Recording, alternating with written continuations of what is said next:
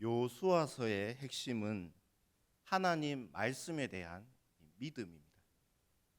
여호수아서는 단순히 이스라엘 백성들이 이 가나안 땅을 정복하고 가나안 민족을 심판하는 것만 보여주는 말씀이 아닙니다.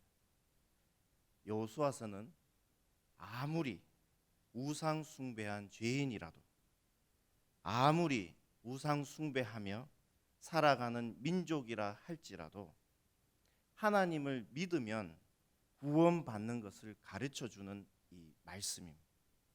오늘 말씀을 통해 한 가나안 여인 기생 라합을 보면서 이 믿음에 대해서 한번 생각해보는 시간 되길 원합니다. 오늘 본문에서 여호수아는 시딤에서 2명의 정탐꾼을 여리고성으로 보냅니다. 본문 1절에 보면 눈의 아들 여호수아가 시딤에서 2사람을 정탐꾼으로 보내며 이르되 가서 그 땅과 여리고를 엿보라 하매 그들이 가서 라합이라 하는 기생의 집에 들어가 거기서 유숙하더니. 이제 시딤에서 이스라엘 백성들이 가나안 땅에 들어갈 때 요단강을 건넌 후에 처음 만나는 이 성이 바로 이 여리고 성입니다. 지금 여호수아와 백성들이 있는 이 시딤에서 서쪽으로 10km를 걸어가면 이 요단강을 만나게 됩니다. 그리고 이 요단강을 건너서 서쪽으로 15km를 걸어가면 바로 이 여리고성을 만나게 됩니다. 여호수아는 이제 곧 들어가게 될 이 여리고성의 상황과 분위기를 알고 싶었습니다. 그래서 이제 대비를 하는 것입니다. 하나님께서 주신다고 해도 나는 가만히 있는 것이 아니라 노력해야 합니다. 이것이 바로 이 믿음입니다. 주신다고 해서 나는 아무것도 하지 않고 노력하지 않으면 그것은 하나님에 대한 믿음이 아니라 하나님을 시험하는 것입니다. 40년 전 모세도 정탐꾼을 보냈듯이 이 여호수아도 40년 전 정탐꾼으로 경험했듯이 이 하나님께서 주신 이 여리고성, 이 가나안 땅으로 이 정탐꾼을 보냅니다. 여리고성은 가나안 땅에서 제일 큰 성읍이고 그리고 제일 점령하기 어려운 그런 성입니다. 따라서 이 여리고성은 가나안에 있는 모든 성을 대표하는 성입니다. 이 성을 점령하면 앞으로 이제 가나안 땅에 있는 모든 성읍들을 이 점령한다는 것을 암시해 주는 것입니다. 두 정탐꾼은 한 번도 가보지 않은 이 여리고성에 시딤에서 25km 떨어진 여리고성으로 걸어서 이 목숨을 걸고 들어갔습니다. 그리고 거기 거주하고 있는 기생 라합의 집에 들어갑니다. 여리고성은 이중의 성벽으로 되어 있습니다. 이 외벽과 내벽, 이 두 성벽 이중 성벽으로 되어 있는데 이 내벽과 외벽 사이에 이 사람들이 살고 있었습니다. 이 공간이 있어서.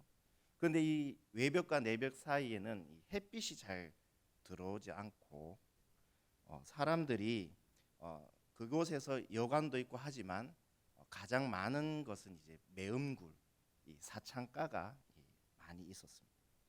거기에 이제 많은 사람들이 이 성문에서 왔다 갔다 하면서 지나가면서 그곳에서 지내기도 하고 그렇게 했는데 이곳에서 이제 들어가게 되면은 이제 여리고성의 정보를 얻을 수가 있었던 것 같습니다. 그리고 이 외벽과 내벽 사이를 지나서 이제 여리고성 중심부로 들어가고 그리고 여호수아가 이제 이 땅과 여리고성을 알아보라고 했기 때문에 이 사람들의 목적은 이제 여리고성뿐만 아니라 가나안 땅까지 들어가서 보는 거였습니다. 그러나 이 두 정탐꾼이 최대한 자신들의 신분을 숨기기 위해 밤에 여리고성에 들어갔고 이 외벽과 내벽 사이에 있는 기생집으로 들어가게 된 것입니다. 여기 기생은 이 히브리어로 조나라는 뜻으로 조나라고 부르는데 이 단어는 명백히 몸을 파는 창녀를 의미합니다. 이 정탐꾼들은 우선 자신들의 몸을 최대한 숨기기 위해서 아직 여리고성 중심부로 들어가기 전에 한 기생의 집에 이제 들어가게 되는데 그 기생이 바로 이 라합입니다. 그런데 이 여리고성은 이미 두 정탐꾼들을 이미 발견하였습니다. 그리고 여리고 왕에게도 보고가 되었습니다. 본문 2절에 보면 어떤 사람이 여리고 왕에게 말하이르되 이 밤에 이스라엘 자손 중에 몇 사람이 이 땅을 정탐하러 이리로 들어왔나이다. 저도 이 구절을 읽으면서 참 의아했습니다. 어떻게 이 당시에 CCTV도 없는데 이렇게 빨리 발각되었을까? 여리고성이 이 정도인지, 그리고 그 더 놀라운 것은 이들이 여리고성에 들어왔고 정확하게 지금 기생 라합의 집에 있는 것도 알아낸 것입니다. 본문 3절에 보면 여리고 왕이 라합에게 사람을 보내 이르되 내게로 와서 내 집에 들어간 그 사람들을 끌어내라. 그들은 이 온 땅을 정탐하러 왔느니라. 여리고 왕은 지금 이 두 정탐꾼이 이 외벽과 내벽 사이에 살고 있는 기생 라합 집에 있다는 것을 알고 있습니다. 여리고성은 이런 곳입니다. 외적으로는 외벽과 내벽으로 이중으로 성벽이 설치되어 있어서 점령하기 어려운 성이었고, 또 안으로는 누가 들어오고 나가는지 환하게 알고 있는 철저하게 보안 시스템이 가동되고 있던 성인 것입니다.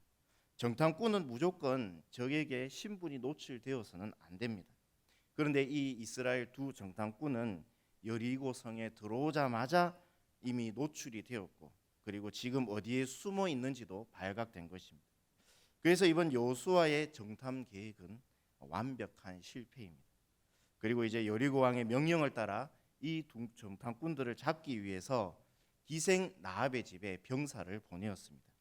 그런데 반전이 일어납니다. 본문 4절과 5절에 보면 그 여인이 그 두 사람을 이미 숨긴지라 이르되 과연 그 사람들이 내게 왔었으나 그들이 어디에서 왔는지 나는 알지 못하였고 그 사람들이 어두워 성문을 닫을 때쯤 되어 나갔으나 어디로 갔는지 내가 알지 못하나 급히 따라가라. 그리하면 그들을 따라잡으리라 하였으나, 이 기생 라합이 병사들이 오는 것을 알고 이미 자신의 지붕 위로 이들을 숨겼습니다.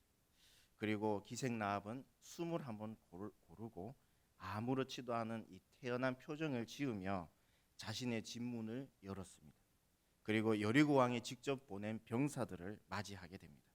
그리고 태연한 표정으로, 태연한 목소리로, 그들이 여기는 왔긴 왔지만 그들이 어디 출신인지는 나는 몰랐었고, 또 성문이 닫힐 쯤 되니까 성 밖으로 나가는 것을 봤다. 그래서 지금 쫓아가면 잡을 수 있을 것이다. 이렇게 여리고 병사들에게 말하였습니다. 여리고 병사들이 기생 라합의 일의 얼굴을 보니까 어색한 표정도 없고 또 목소리에 떨림도 없이 태연합니다.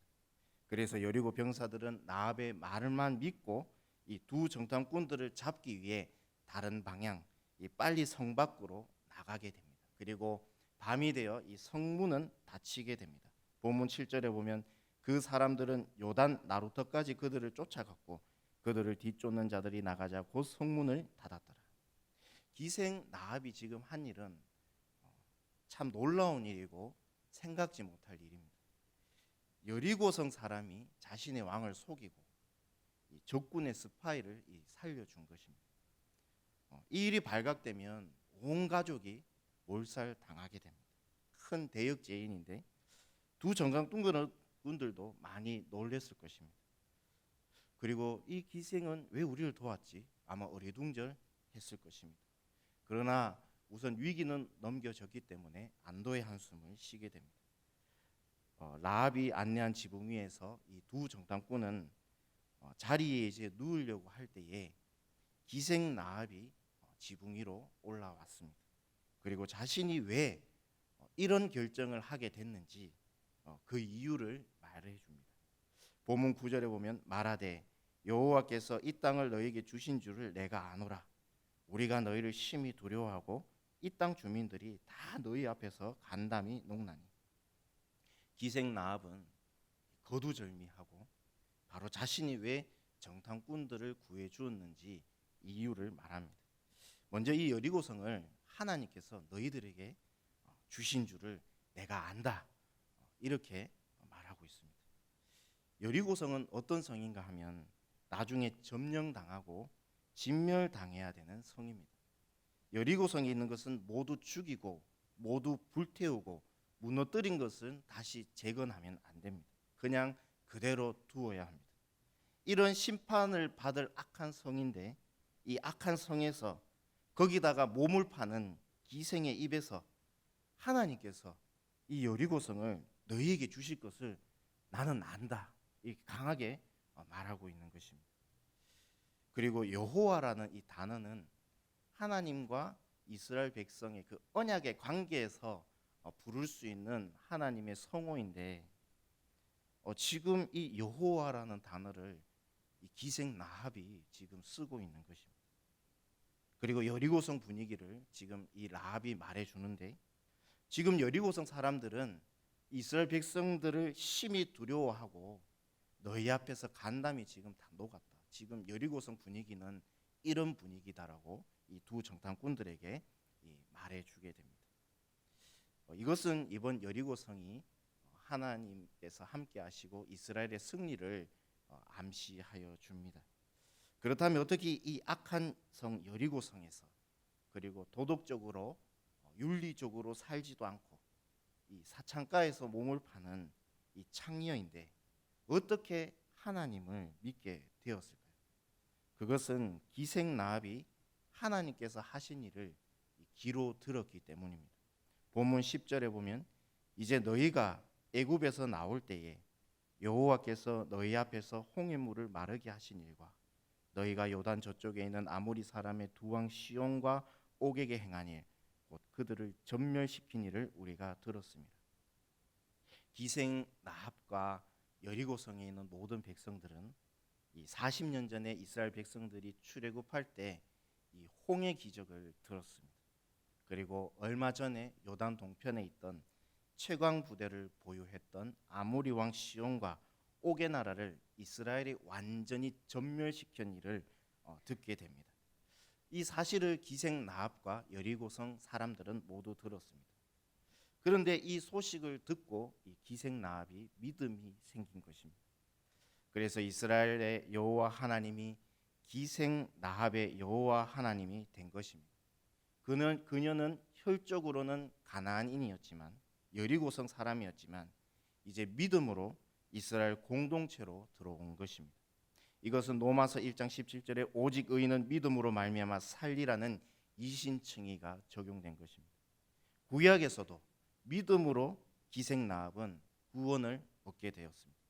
사도 베드로는 베드로전서 1장 7절에 믿음은 불에 없어질 금보다 귀하다고 말씀합니다. 이 금은 불순물이 없는 아주 귀한 정금인데 이 믿음의 가치가 이 정금의 가치보다 더 귀하다는 것을 말씀하고 있습니다. 정금보다 귀한 이 믿음을 이렇게 잘 비유를 하게 되는데 야구 글러브의 비유를 많이 합니다.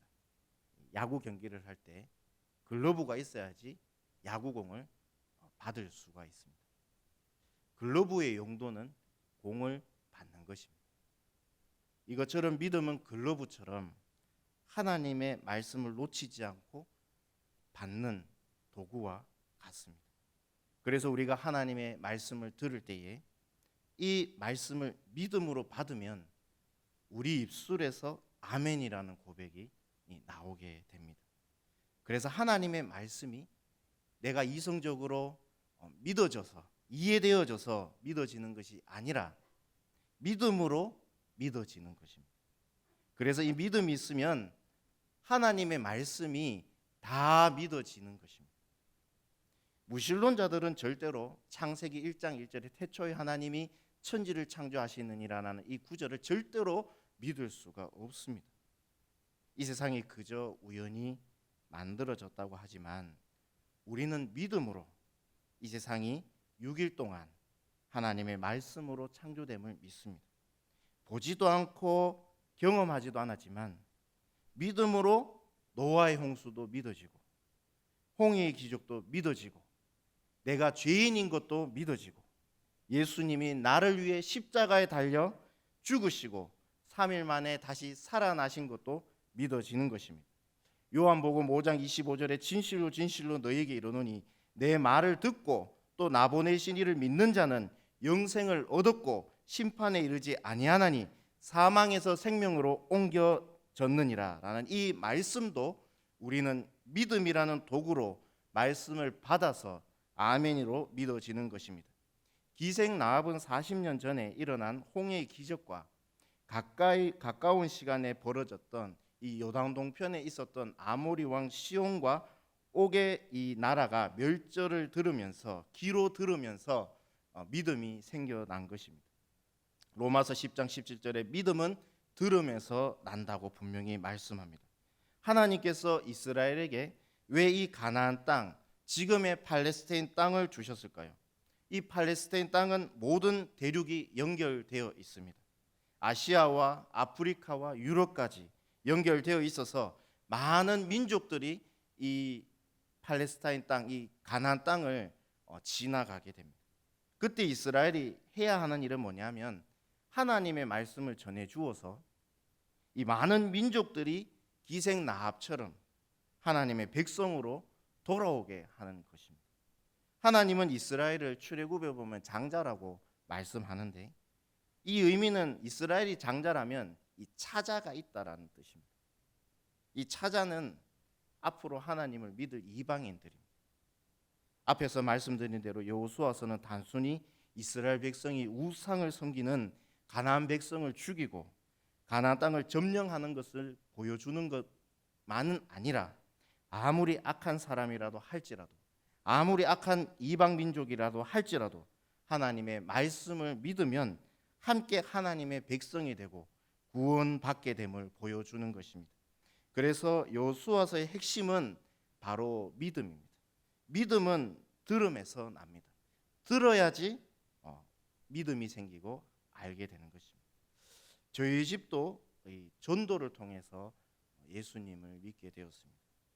저희 할아버지 집은 장손 집으로 설날 추석 제외하고도 1년에 12번의 제사를 지내야 되는 집안이었습니다.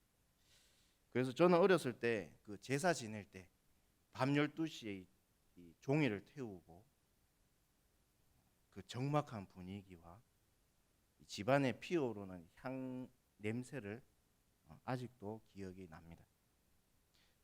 그래서 저는 어떻게 아버지를 통해서 이제 교회를 나가게 됐는데 제가 한번 아버지에게 어떻게 예수님을 믿게 됐는지 한번 물은 적이 있었습니다.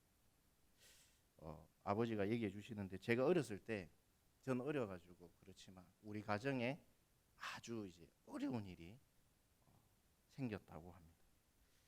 너무 어려운 일이 찾아와가지고 저희 아버지가 굉장히 어려운 나날들을 겪고 계셨습니다. 그때 이제 심정은 이제 당시 이제 길을 걸어갈 때 썩은 동아줄이라도 잡고 싶은 심정이었다고 했습니다.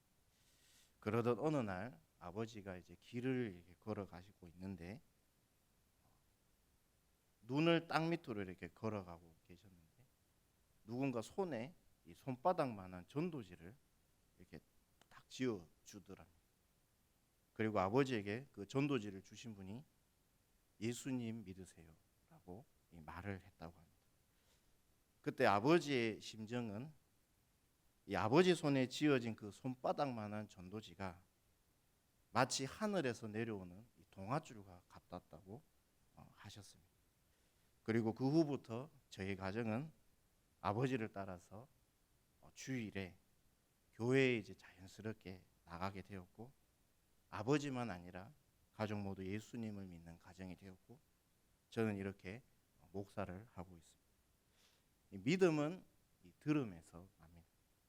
오늘 여리고성 안에서 하나님의 말씀을 들은 기생 라합은 믿었지만 이 나머지 여리고성 사람들은 듣고도 믿지 않았습니다.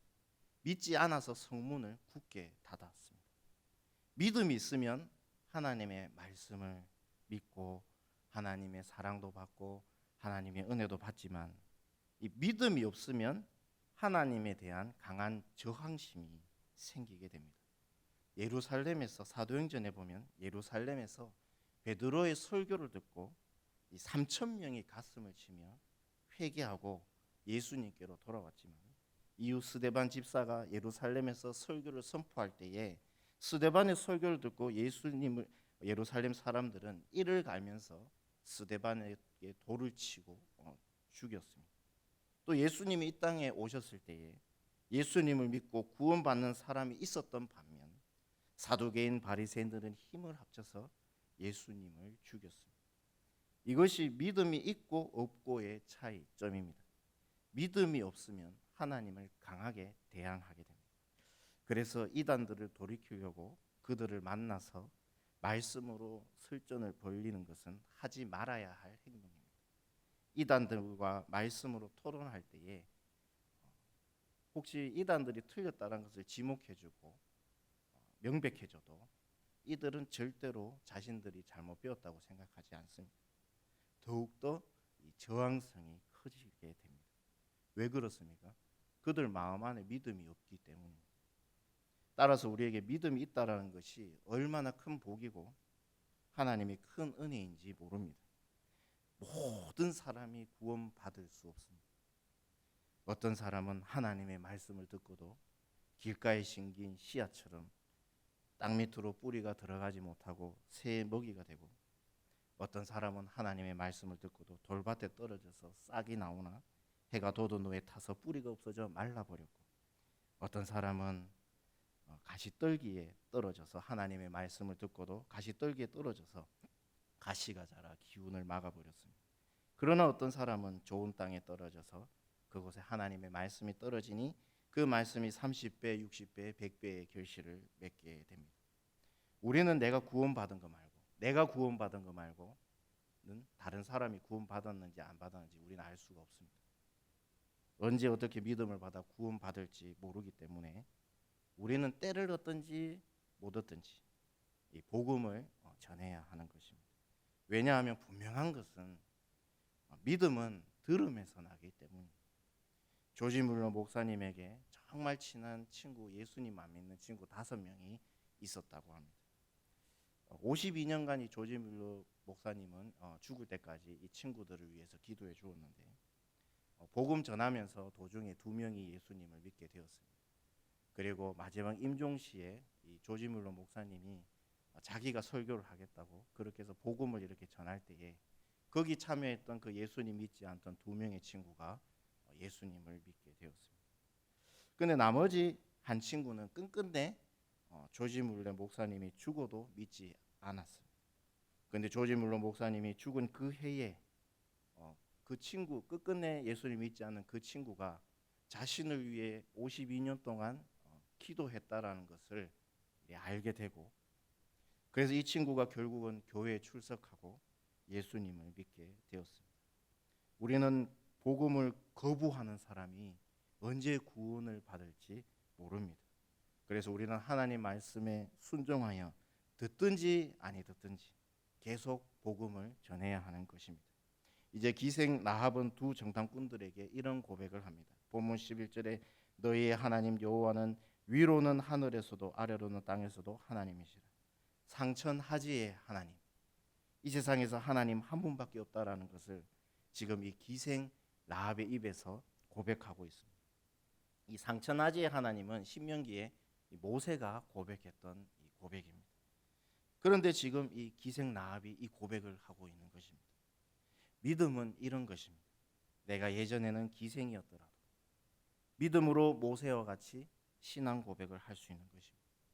내가 과거에 어떤 과거와 죄를 가졌든지, 내가 예전에는 어떤 중죄를 지었든지 오직 믿음을 통하여 하나님의 백성이 되는 것입니다.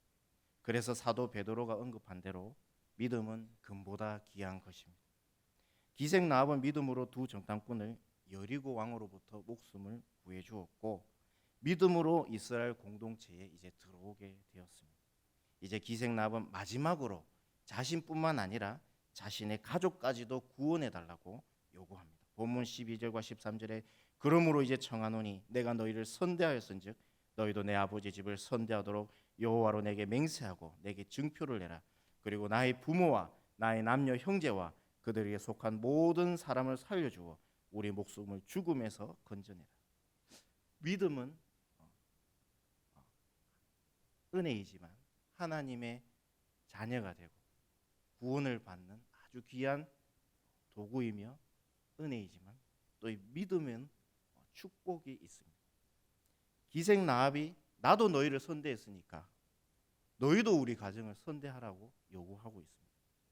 기생 라합이 믿음을 가지니까 라합뿐만 아니라 그의 가정도 구원을 받는 것입니다.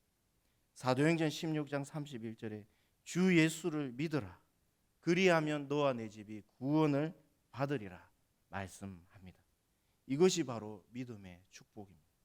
우리는 하나님 앞에 당당하게 요구할 수 있습니다. 우리가 하나님 앞에 어떻게 당당하게 요구할 수 있는가 하면 바로 오직 믿음으로 요구할 수 있는 것입니다. 기생 라합은 가족들의 구원을 믿음으로 두 정탐꾼들에게 구하고 있는 것입니다. 결국 여리고성이 진멸당할 때에 기생 라합과 그의 가족만이 구원을 받게 되었습니다. 이것이 바로 믿음으로 구원받은 것입니다. 오직 의인은 믿음으로 말미암아 구원을 얻으리라 라는 그 말씀이 오늘 기생 라합과 그의 집에 임하게 된 것입니다. 라합 이야기할 때 성경은 항상 그녀의 이름 앞에 기생이라는 단어가 붙습니다. 그녀가 이때까지 어떠한 삶을 살았는지를 보여주는 것입니다. 그의 과거가 없어지지는 않습니다.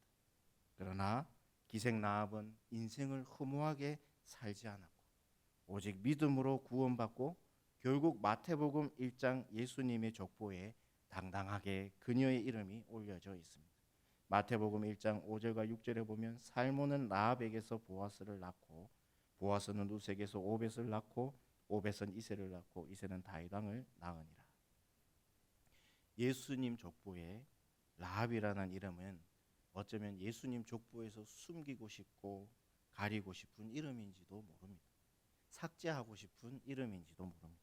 그러나 하나님은 믿음으로 구원받은 이 라합을 예수님 족보에 당당하게 올려놓으셨습니다. 오직 믿음으로 된 것입니다. 그래서 오직 믿음은 아주 큰 축복이자 하나님의 큰 은혜입니다.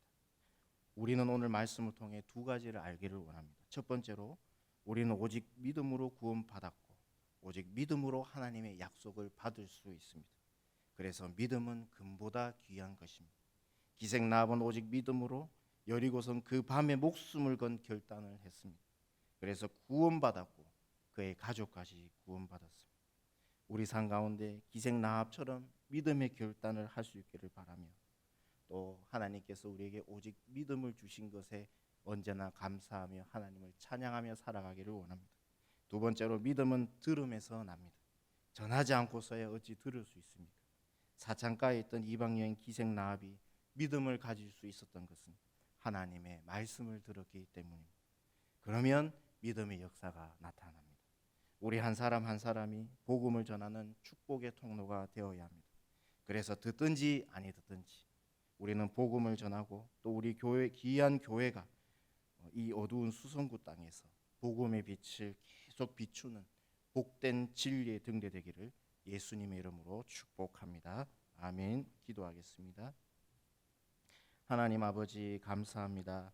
오늘 이방 여인 라합이 오직 믿음으로 하나님 백성이 되고 오직 믿음으로 그의 가정까지 구원받게 됨을 보았습니다. 귀한 믿음 우리에게 주심을 감사드리며 앞으로 우리가 삶을 살아갈 때 라합처럼 믿음의 결단을 하며 살아가게 하여 주시옵소서. 믿음의 축복의 통로가 되게 하여 주시옵소서. 믿음으로 하나님의 약속을 받게 하여 주시옵소서. 예수님의 이름으로 기도드립니다. 아멘.